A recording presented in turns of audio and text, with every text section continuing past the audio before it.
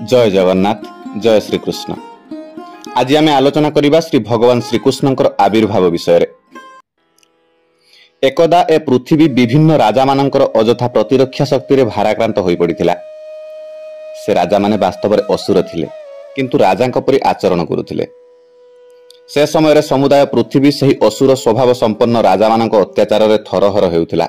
ए पृथ्वीर अधिष्ठात्री देवी भूमि असुर राजा मानकर अत्याचार जोगु ताकू जे कि विपद भोगिबाकू पड़ुची सेही कथा कहवा पई ब्रह्मांक पाखकू गले। भूमि एक गाई रूप होई लोतकपूर्ण चक्षुरे ब्रह्मांक समक्षरे जाई छिड़ा हेले।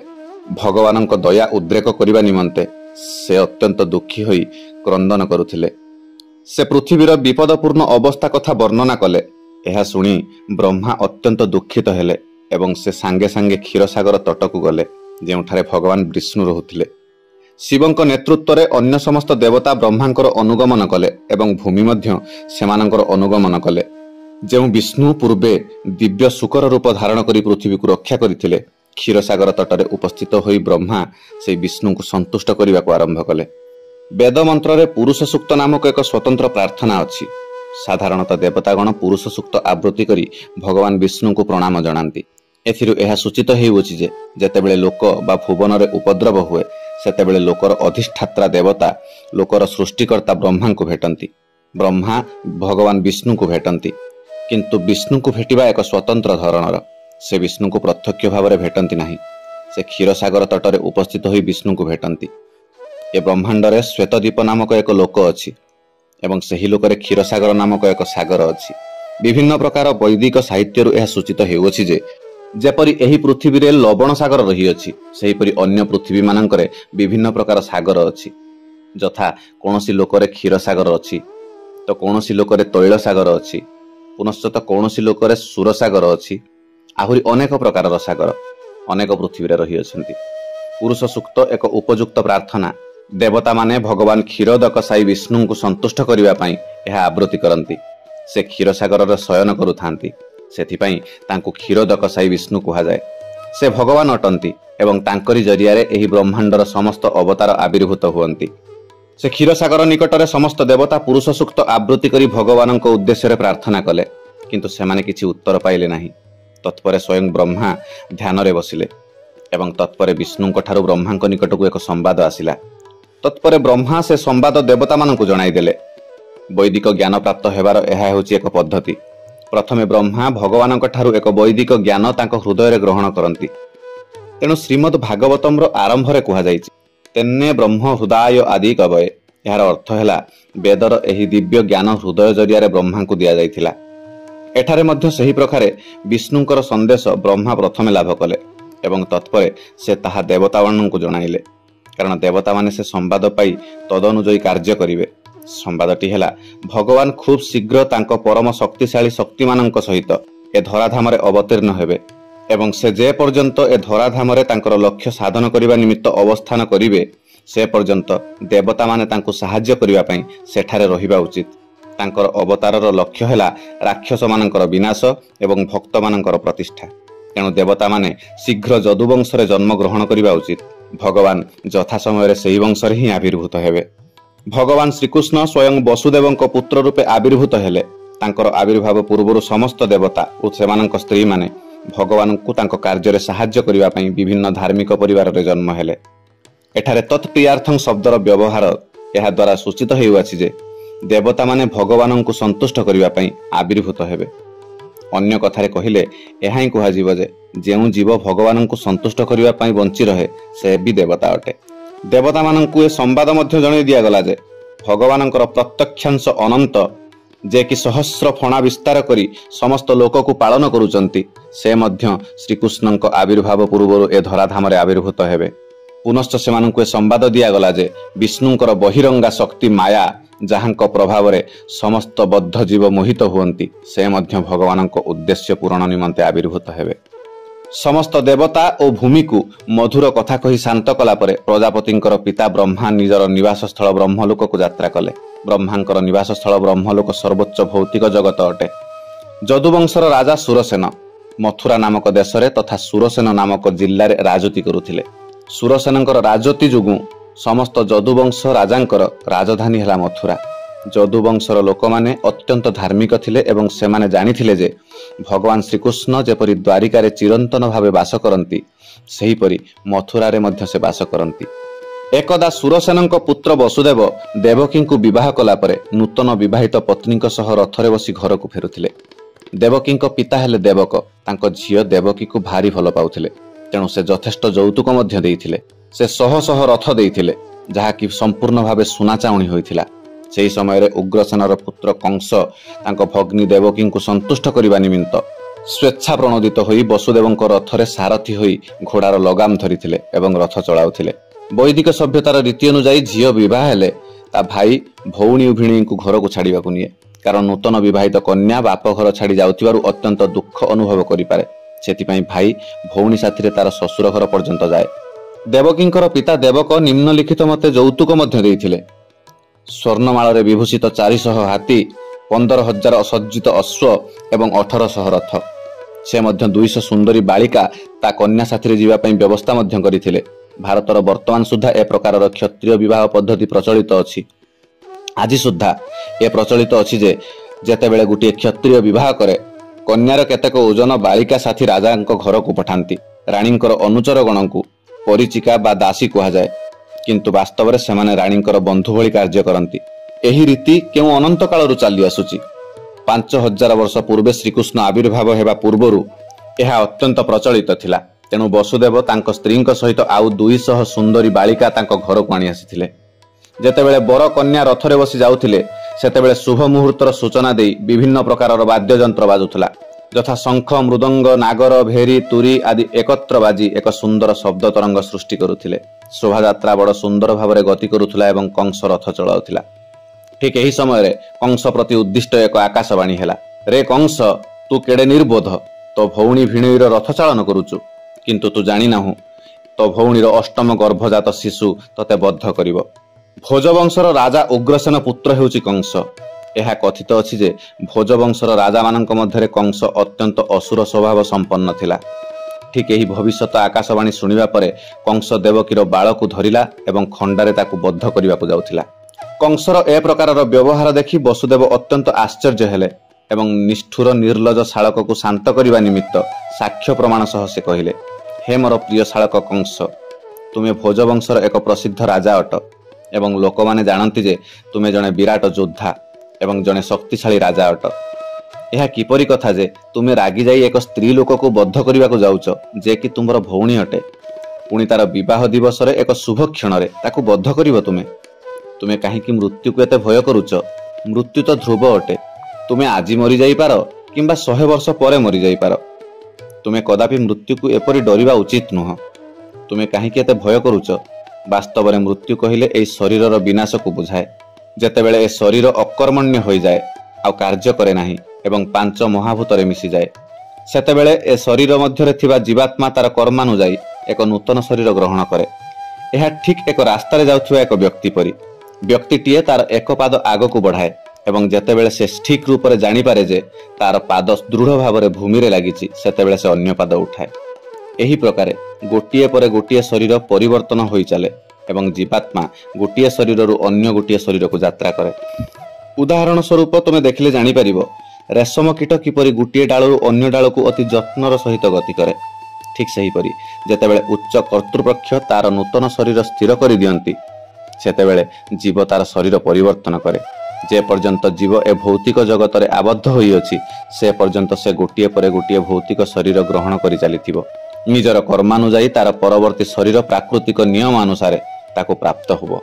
ମନର ପ୍ରକୃତି ହେଉଛି ଏହା ଅତି ଚଞ୍ଚଳ।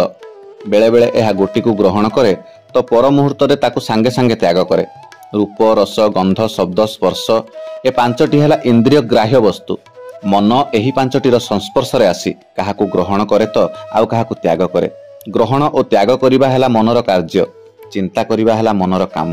ତାହାର ବଶବର୍ତ୍ତୀ ହୋଇ ମନ ଇନ୍ଦ୍ରିୟ ଭୋଗ୍ୟ ବସ୍ତୁମାନଙ୍କର ସଂସ୍ପର୍ଶରେ ଆସେ ଏବଂ ଜୀବ ସେତେବେଳେ ଏକ ନିର୍ଦ୍ଦିଷ୍ଟ ପ୍ରକାର ଶରୀର ପ୍ରାପ୍ତ ହୁଏ। ଅତଏବ ଶରୀର ହେଉଛି ଏକ ଭୂତ, ଏ ପ୍ରକୃତିର ଦାନ। ଜୀବ ଏକ ଶରୀର ଗ୍ରହଣ କରେ ଏବଂ ଏ ଭୌତିକ ଜଗତକୁ ପୁନର୍ବାର ଆସେ। ସେ କେଉଁଥିପାଇଁ ଆସେ? ଶରୀର ଗଠନ ଅନୁଯାୟୀ ସେ ଉପଭୋଗ କରିବାକୁ ଆସେ କିମ୍ବା ଦୁଃଖ ଭୋଗ କରିବାକୁ ଆସେ। आमर जदि एक निर्दिष्ट प्रकार शरीर नथांता तेबे आमे पूर्वजन्मर कामना और मानसिक प्रवृत्ति अनुजाई उपभोग किंबा दुख भोग करि पारंतु नाही।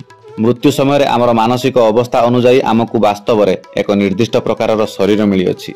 सूर्य चंद्र किंबा तारका सदृश उज्जवल ग्रहपंथी जल तैल किंबा घृत भंडार रे प्रतिबिंब हुअन्ति। भंडार गतिविधि अनुजाई प्रतिबिंब गतिशील हुए। जल रे चंद्रर प्रतिबिंब पड़ी थाए। गतिशील जल रे चंद्र गति कला परि प्रतीत हुए किंतु वास्तव में चंद्र गति करू न थाए। ठीक सही परी जीव मानसिक चिंताधारा अनुजाई विभिन्न प्रकार शरीर प्राप्त हुए जदिओ तार से प्रकार शरीर सहित कौनसी संपर्क मध्य न थाए। माया मोहित होई अर्थात माया जोगु ही जीव गोटे भावे से शरीर अटे।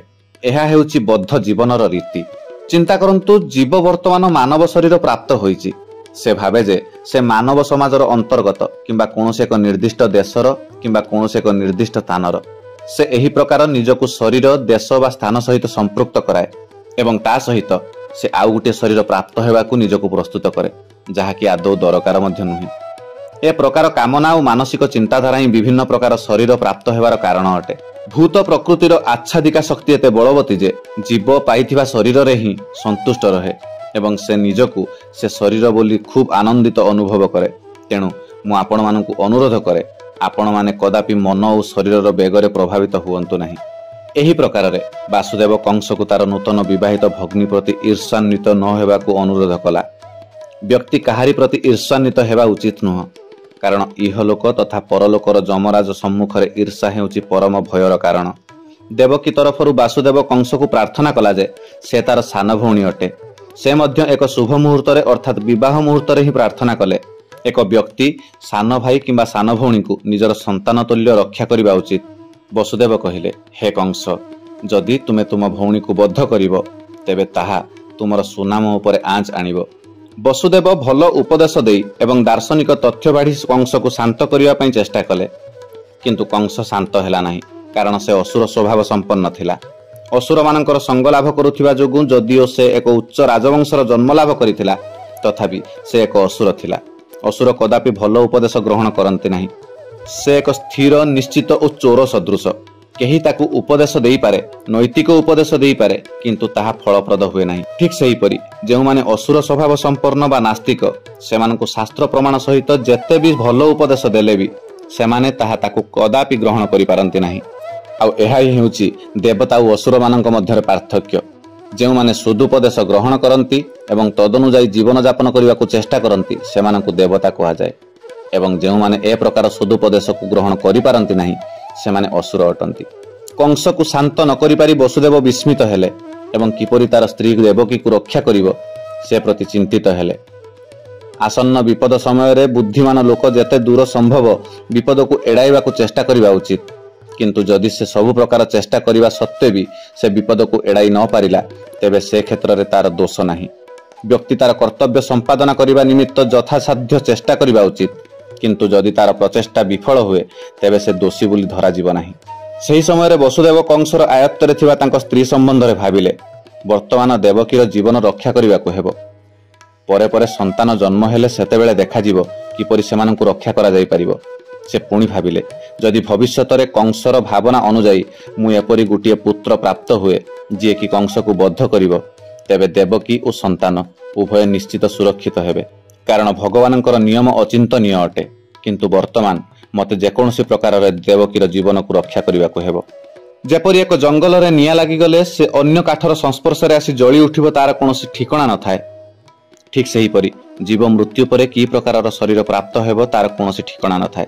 जेतेबेले बण रे निया लागे सेतेबेले पवन संस्पर्श रे आसी निया गोटिए गछरु आउ गोटिए गछकु व्यापे। ठीक सही परी जीव तार कर्तव्य संपादन रे अत्यंत यत्नशील और भयाळु होई पारे तथापि परवर्ती जन्म रे से की प्रकार शरीर लाभ करिवो यह जानिबा अत्यंत कष्टकर। महाराज भरत अत्यंत यत्न सहकारे आत्मानुभूति लाभ करिबा निमित्त कर्तव्य संपादन करुथिले तथापि दैववशतः से एक मृग शावक प्रति आसक्त होई पड़िले फल तांको परवर्ती जन्म रे एक मृग शरीर धारण करिबाकू पड़िथिला। सेतेबेले वसुदेव किपरि तांको स्त्री देवकीर जीवन रक्षा करिवे ए विषय बहुत चिंता कले। जदिओ कंस अत्यंत पापी थिला तथापि वसुदेव अत्यंत सम्मान सहकारे ताकू कहिबाकू आरंभ कले। बेले बेले एमिति होइथाए कि वसुदेवंक परि धर्मात्मा पुरुषंकु भी कंस परि एक दुरात्मा को ଖୋସାମତ କରିବାକୁ ପଡ଼େ। ଏହା ହେଉଛି କୂଟନୈତିକ ପନ୍ଥା। ଯଦିଓ ବସୁଦେବ ଅତ୍ୟନ୍ତ ଦୁଃଖିତ ହୋଇଥିଲେ, ତଥାପି ସେ ବାହାରକୁ ଦେଖାଇବା ପାଇଁ ଅତ୍ୟନ୍ତ ପ୍ରସନ୍ନ ପରି ଜଣାପଡ଼ୁଥିଲେ। ନିର୍ଲଜ କଂସକୁ ସେ ସେହି ପ୍ରକାର ସମ୍ବୋଧନ କରି କହିଲେ, ହେ ଭାଇ, ଏକଥା ବୀର କର ଯେ ତୁମ ଭଉଣୀଙ୍କ ଆଡ଼ୁ ତୁମ ପ୍ରତି କୌଣସି ବିପଦ ନାହିଁ। ତୁମେ ଆକାଶରୁ ଏକ ଭବିଷ୍ୟତବାଣୀ ଶୁଣିଛ, ତେଣୁ ବିପଦର ଆଶଙ୍କା କରୁଛ, କିନ୍ତୁ ତୁମ ଭଉଣୀର ପୁତ୍ରମାନଙ୍କ ଠାରୁ ତୁମ ପ୍ରତି ବିପଦ ଆସିବ। ସେ ପୁତ୍ରମାନେ ତ ବର୍ତ୍ତମାନ ନାହାନ୍ତି, କିଏ ଜାଣେ ଭବିଷ୍ୟତରେ ପୁତ୍ର ଜନ୍ମ ହୋଇପାରେ ବା ନ ହୋଇପାରେ। ଏହି ବୀର ଅନୁଯାୟୀ ବର୍ତ୍ତମାନ ତୁମେ ନିରାପଦ। ତୁମ ଭଉଣୀଙ୍କ ଠାରୁ ମଧ୍ୟ ତୁମର କୌଣସି ଭୟର କାରଣ ନାହିଁ। ଯଦି କୌଣସି ପୁତ୍ର ତା ଠାରୁ ଜନ୍ମ ହୁଏ, ମୁଁ ପ୍ରତିଜ୍ଞା କରୁଛି ଯେ ସେମାନଙ୍କୁ ସମସ୍ତଙ୍କୁ ମୁଁ ଯଥାବିଧି କାର୍ଯ୍ୟାନୁଷ୍ଠାନ ନିମିତ୍ତ ତୁମ ପାଖରେ ଆଣି ହାଜର କରିବି। ବସୁଦେବ ପାଖରୁ ଏମିତି କଥା ଶୁଣିଲା ପରେ କଂସ ବସୁଦେବର କଥାର ମୂଲ୍ୟ ବୁଝିଲା ଏବଂ ତାର ଯୁକ୍ତିରେ କଂସର ହୃଦବୋଧ ହେଲା। ସେ ଭଗ୍ନୀ ହତ୍ୟା ରୂପକ ଅପରାଧମୂଳକ କାର୍ଯ୍ୟରୁ ବିରତ ହେଲା। ଏଥିରେ ବସୁଦେବ ବହୁତ ଖୁସି ହେଲେ ଏବଂ କଂସ ଯେଉଁ ନିଷ୍ପତ୍ତି ଗ୍ରହଣ କଲା ତାକୁ ବସୁଦେବ ପ୍ରଶଂସା କଲେ। କାଳକ୍ରମେ ବସୁଦେବ ଓ ଦେବକୀଙ୍କର 8 ପୁତ୍ର ଓ ଏକ କନ୍ୟା ଜାତ ହେଲେ। ଯେତେବେଳେ ପ୍ରଥମ ପୁତ୍ର ଜନ୍ମ ହେଲା, ବସୁଦେବ ତାର କଥା ରକ୍ଷା କରି ସାଙ୍ଗେ ସାଙ୍ଗେ ଶିଶୁଟିକୁ କଂସ ସମ୍ମୁଖକୁ ନେଇ ଆସିଲା। କଥିତ ଅଛି ଯେ ବସୁଦେବ ତାର ସତ୍ୟ ବା ଜବାବ ରକ୍ଷା ଲାଗି ପ୍ରସିଦ୍ଧ ଥିଲା ଏବଂ ସେ ତାର ଏକ ସୁନାମ ରକ୍ଷା କରିବାକୁ ଇଚ୍ଛା କରିଥିଲା। ଯଦିଓ ନବଜାତ ଶିଶୁକୁ କଂସକୁ ବଦ୍ଧ କରିବାକୁ ଦେବା ବସୁଦେବ ପକ୍ଷରେ ବଡ଼ ଦୁଃଖଦାୟକ ଥିଲା, ତଥାପି ସେ ନିଜର ଜବାବ ରକ୍ଷା କରି କଂସକୁ ନବଜାତ ଶିଶୁକୁ ଦେଉଥିଲା। ଏଥିରେ କଂସ ବହୁତ ଖୁସି ହେଉଥିଲା, କିନ୍ତୁ କଂସ ବସୁଦେବର ସତ୍ୟ ରକ୍ଷା ଦେଖି ଟିକେ ସହାନୁଭୂତିଶୀଳ ମଧ୍ୟ ହୋଇଥିଲା। ଏହି ଘଟଣା ବଡ଼ ଆଦର୍ଶ ସ୍ଥାନୀୟ ତଥା ଲୋକଶିକ୍ଷାମୂଳକ ଥିଲା। ବସୁଦେବଙ୍କ ପରି ଏକ ମହାତ୍ମାଙ୍କ ପକ୍ଷରେ କର୍ତ୍ତବ୍ୟ ସମ୍ପାଦନ କରିବାରେ କଷ୍ଟଦାୟକ ଘଟଣା କିଛି ନଥିଲା। ବସୁଦେବଙ୍କ ପରି ଜ୍ଞାନୀ ଲୋକ ବିନା ଦ୍ୱିଧାରେ ନିଜର କର୍ତ୍ତବ୍ୟ ସମ୍ପାଦନ କରେ।